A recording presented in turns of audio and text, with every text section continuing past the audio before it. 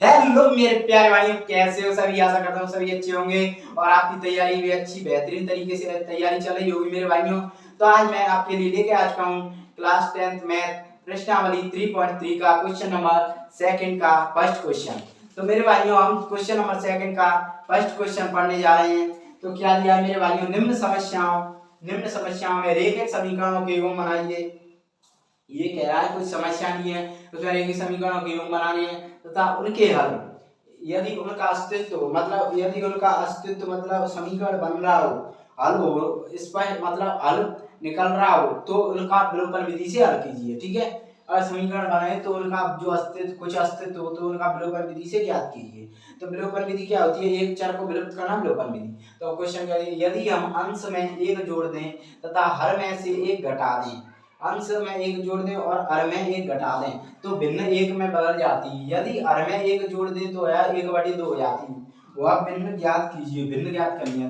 तो पहले क्या लिखेंगे? हल में क्या लिखेंगे?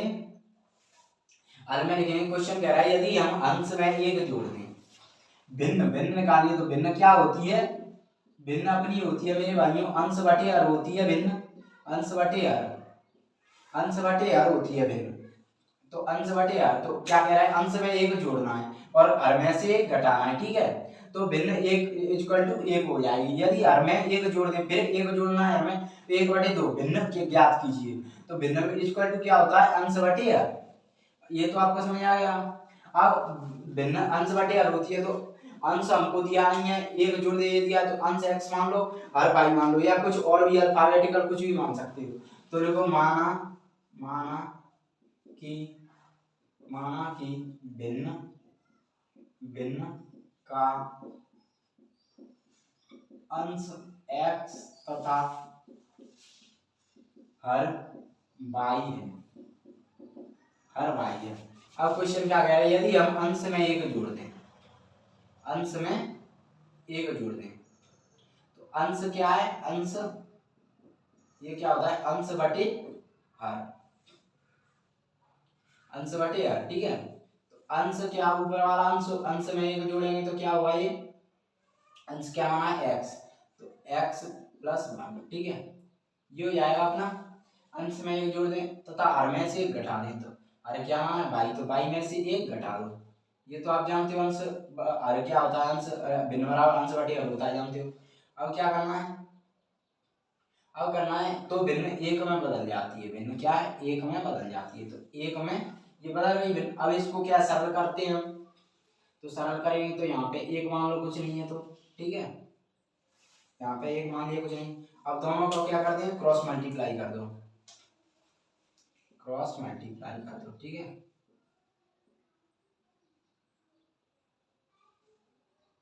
तो क्रॉस मल्टीप्लाई करेंगे मेरे भाइयों, तो ये क्या आ जाएगा? 1, ये भाग में था, ये गुणा में चला जाएगा, x प्लस 1। ऐसे ही इक्वल टू में ये क्या आएगा? 1, ये क्या आएगा? y minus 1। तो इनको सॉल्व करेंगे तो ये क्या आएगा? x plus 1 equal to y plus 1, y minus 1 sorry. अब क्या हो जाएगा? ये क्या हो जाएगा? x इधर आएगी माइनस y इक्वल टू, ये क्या आ जाएगा? इधर आके माइनस का 1। ठीक है, अब ये क्या आ जाएगा? x minus y equal to -2। ये समीकरण 1 मान लो। ठीक है, इसको क्या मान लिया हमने मेरे भाइयों? समीकरण 1। सॉरी, यहाँ पे लिख लो आप प्रश्नानुसार।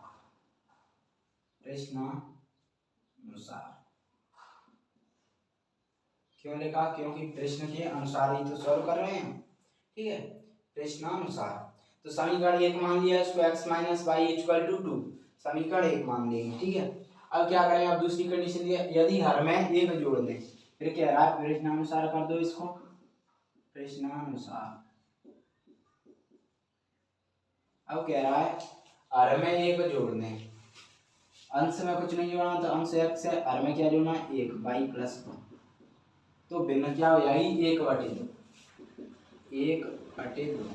ठीक है, अब ये हो गया। अब इसका क्रॉस मल्टीप्लाई करो, सरल करेंगे इसको। तो मेरे भाइयों, सरल करेंगे तो क्रॉस मल्टीप्लाई किया हमने, तो ये क्या हो जाएगा, x का गुणा इससे हो जाएगा 2 से, ठीक है, इक्वल टू 1 का हो जाएगा y प्लस 1। तो ये क्या आएगा 2x equal to pi plus 1। तो ये क्या निकल के आएगा 2x minus y equal to 1। समीकरण 2 मान लिया इसको, ठीक है। अब क्या करेंगे, ये तो हमने बना लिए रेखीय समीकरण जो क्वेश्चन दिया, अब कह रहा है उनके विलोपन विधि से। तो विलोपन विधि से क्या है, हम यदि उनका अस्तित्व हो, तो इनका अस्तित्व है ना, मतलब समीकरण दोनों आ रहे हैं, इनका अस्तित्व है ना, तो क्या करेंगे, विलोपन विधि से हल करेंगे। तो लिखेंगे विलोपन विधि से हल करने पर, तो विलोपन विधि से हल करेंगे तो क्या करेंगे, हल करेंगे मेरे भाइयों, तो x या y विलोपन विधि से हल करते हैं तो एक चर को विलुप्त करते हैं, या तो x को विलुप्त कर लो या y को। मैं x को कर रहा हूं, तो x का समीकरण 1 में x का गुणांक क्या है 1, तो इसका गुणांक समीकरण 1 में x का गुणांक क्या है, समीकरण 1 में है, तो समीकरण 2 के x के गुणांक को लेंगे। समीकरण 1 में क्या करेंगे, x का गुणांक क्या 2, तो इसमें क्या करेंगे 2 का गुणा कर देंगे समीकरण 1 में। अब समीकरण 2 में क्या करेंगे, समीकरण 1 में क्या है x का गुणांक 1, तो इसमें कर देंगे 1 का गुणांक, तो यहाँ पे 1 का गुणांक कर दिया, ठीक है। तो लिख देंगे समीकरण 1 में, लिख देंगे समीकरण 1 में 2 का गुणा तथा समीकरण 2 में 1 का गुणा करने पर, ठीक है।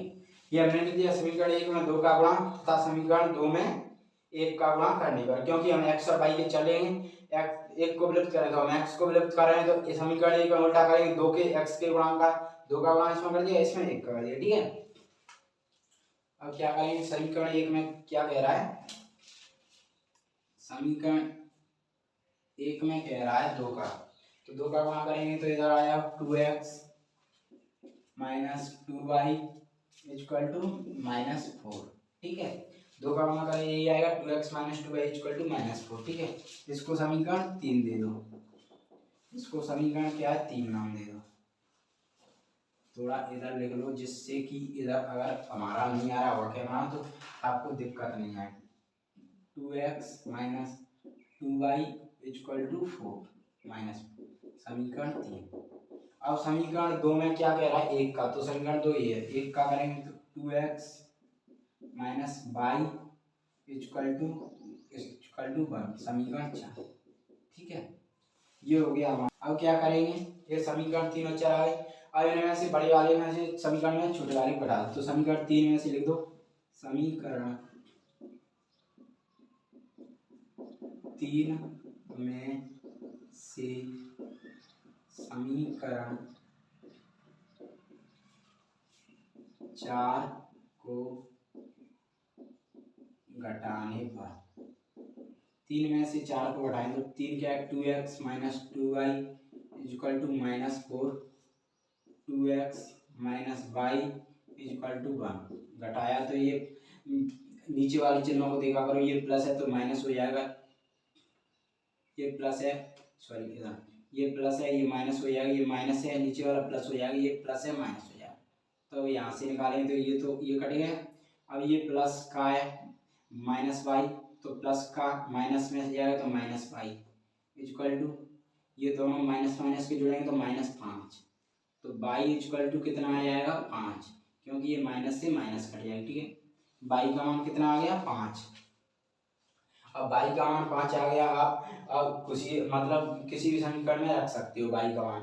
बाई का मान समीकरण 1 में रख सकते हो या 2 में रख सकते हो, या मतलब कोई सा भी समीकरण हो उसमें हम बाई के मान रख सकते हो। तो फर्स्ट में रख लेते हैं हम बाई का मान, तो फर्स्ट में बाई का मान रख लेते हैं हम, ठीक है।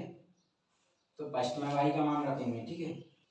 तो बाई का मान अपना कितना आया 5। अब बाई का मान फर्स्ट में या सेकंड या थर्ड कोई से समीकरण में रख सकते हो, फर्स्ट में रख लेते हैं।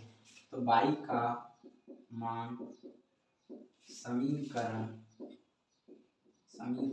एक में रखने पर, तो समीकरण एक में रखेंगे तो समीकरण एक क्या दिया है, x minus y equal to -2, तो x माइनस 5 इक्वल टू -2, तो x इक्वल टू कितना आ गया 5 माइनस 2, तो x इक्वल टू कितना आ गया 3, x का मान 3 आ गया, y का मान 5। अब क्या कह रहा है भिन्न, तो भिन्न अंश क्या आ गया x और क्या आ गया हमारा 5 और y माना 5, तो भिन्न क्या हो जाएगी, अतः भिन्न क्या हो जाएगी, भिन्न बराबर क्या होता है अंश बटे हर, अंश क्या है हमारा x और क्या है y माना है, तो अंश के x क्या आया हमारा 3 और y क्या आया हमारा 5, तो भिन्न हो गई हमारी क्या 3/5, यही हमें निकालना था। ठीक है, अब समीकरण एक है, समीकरण दो था, 2 है, समीकरण 3 है, समीकरण 4, मतलब चाहे उसी समीकरण में रख सकते हो, मान बढ़ जाएंगे। ऐसा करना, वैसे ऐसा करना चाहिए, सिंपल समीकरण ना उसी में रखा है, तो मैंने फर्स्ट में रखा है, सेकंड में भी रख सकते हो, कोई दिक्कत नहीं है। फर्स्ट में रखा है, हमारी भिन्न क्या आ गई 3/5, यही हमें ज्ञात करना था। तो मेरे भाइयों अगर आपको समझ में आया होगा वीडियो तो लाइक करना, शेयर करना वीडियो को, एंड कमेंट करना और चैनल को सब्सक्राइब करना ना भूलना। धन्यवाद, थैंक यू।